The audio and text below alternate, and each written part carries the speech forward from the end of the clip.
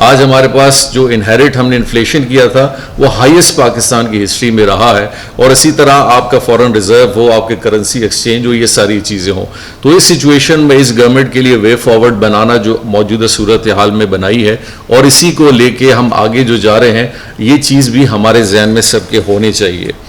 دیکھیں ایک فیکٹر پھر ہم دنیا میں بھی ہے, political instability over all Pakistan کے اندر جو ایک ماحول ہے سیکیورٹی کا ہے, اوور آل ایسپیکٹ میں لوگوں میں جو ایک انپریڈکٹیبلٹی انسٹیبلٹی دیکھی جاتی ہے, یہ بھی ہم انہیریٹ کر کے اپنے ساتھ لے چل رہے ہیں آگے. تو ان سارے سچویشنز کو مد نظر رکھتے ہوئے میرے خیال سے ہم نے جو اپنی ایک اسٹریٹجی بنائی ہے, جس میں منسٹری آف کامرس اور اپنے اسٹیک ہولڈرز کے ساتھ اور پرائم منسٹر صاحب نے جو اس کو بیان کیا, جو ہمارے پاس نیشنل ایکسپورٹ ڈیولپمنٹ بورڈ کی جو میٹنگ ہوئی جس کو پرائم منسٹر صاحب خود ایڈریس کرتے ہیں, آل اسٹیک ہولڈرز, احسن اقبال صاحب, ہم سارے اس کے ممبرز ہیں. اور میرے خیال سے یہ ایک بہت بڑا امپورٹنٹ بورڈ ہے جس کے اندر اونرشپ جو ہے وہ پرائم منسٹر صاحب کے پاس ہے. عموماً پاکستان میں یہ دیکھا گیا ہے کہ جب بھی کوئی پالیسی بنتی ہے, جب بھی ایک ڈائریکشن آتی ہے, اس کی اونرشپ کوئی نہیں لیتا. کامرس ایک اسٹریٹجی بناتی ہے, پلاننگ اس کو نیگیٹ کرتی ہے. پلاننگ ایک پالیسی 5 ایئر پلان بناتی ہے, انرجی کہتے ہیں جی ہمارے فریم ورک میں یہ بالکل ٹھیک نہیں آتا. فائنانس کہتے ہیں جی ہم آپ سب کو اوور رول کرتے ہیں اور ہمارے پاس یہ فسکل سپیس ہی نہیں ہے کام کرنے کے لیے. سو اس سارے سچویشن میں وہ کون سا طریقہ کار ہوگا جو کم از کم کوہیرنس پیدا کرے. اور میرے خیال سے پرائم منسٹر صاحب نے اس کی میٹنگ کر کے جو 3 سال بعد میٹنگ ہوئی ہے, یہ ایک اونرشپ ڈیولپ ہو رہی ہے کہ جب پرائم منسٹر لیول پہ ایک چیز کی اونرشپ یا ڈائریکشن آئے گی اور سارے اسٹیک ہولڈر جو اس کے اندر موجود ہیں from finance and commerce and private sector بھی ہے, ہم عموماً پرائیویٹ سیکٹر کی بات کرتے ہیں لیکن ہم نے کبھی بھی کانسٹیٹیوشنلی ایسا کوئی فورم بنایا نہیں ہے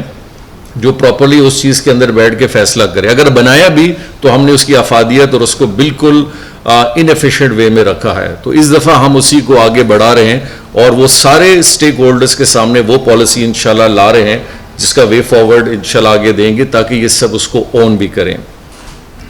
حالیہ دور میں صرف کرنٹ سیناریو میں آپ کو بتاؤں, ان سب چیلنجز کے باوجود الحمدللہ ہم ایئر ٹو ایئر بیسس پہ ہم نے اپنی گروتھ دکھائی ہے. ہم نے اسی انفلیشن کو جو ایک بڑا چیلنجنگ تھا, اسی 6 مہینے کے اندر ہم انفلیشن کو بھی نیچے لائے ہیں, انٹرسٹ ریٹ بھی نیچے آیا ہے, پاکستان کی ایکسپورٹ بھی بڑھی ہے, پاکستان کے اندر انویسٹمنٹ کے حوالے سے لوگ باہر سے نہ صرف B2B میں انہوں نے شرکت کی ہے, آج بھی کر رہے ہیں, بلکہ ہم نے فورن ڈیلیگیٹس اور ملکوں کی بھی ریپرزنٹیشن یہاں دیکھی ہے ان 6 مہینوں کے اندر. اور میرے خیال within a very small period of time ان سب چیزوں کو اچیو کرنا ایک بہت بڑا نہ صرف چیلنج تھا بلکہ ہماری ریکوائرمنٹ تھی جو ان سارے ٹائم پیریڈ میں ہو رہا ہے. اور ابھی بھی اس کی صرف میں آپ کو مثال دوں گا, جو کراچی کے اندر ہمارا جو فوڈ ایکسپو ہوا تھا, 850 ڈیلیگیٹس دنیا سے آئے, اور صرف ایک ملک سے نہیں آئے, 70 ملکوں سے آئے, 150 چائنیز سے آئے, یورپ سے 150 لوگ آئے, افریقہ سے 100+ آئے, ساؤتھ امریکہ سے آئے, فار ایسٹ سے آپ کے پاس آئے, دنیا کے ہر کونے سے لوگ. صرف ڈیلیگیٹس B2B کے نہیں آئے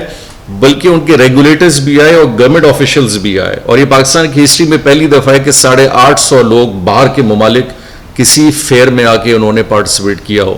یہ کوئی ایسا